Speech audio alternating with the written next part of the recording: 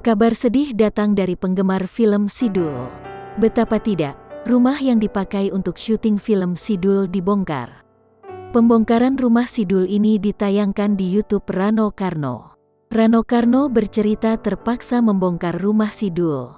Menurut Rano Karno, bulan Juni mendatang lahan tersebut sudah harus dikosongkan.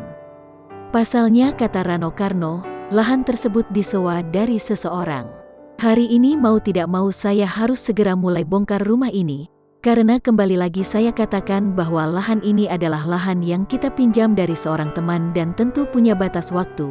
Bulan Juni sudah harus dikosongkan tempat ini, kata Rano Karno dikutip tribunnewsbogor.com dari akun YouTube Rano Karno. Itu pula yang menjadi alasan Rano Karno membatalkan pembuatan mini seri Sidul. Karena itulah kenapa mini seri Sidul terpaksa harus saya batalkan, karena salah satu adalah kendala waktu yang sangat sulit saya prediksi, kata Rano Karno.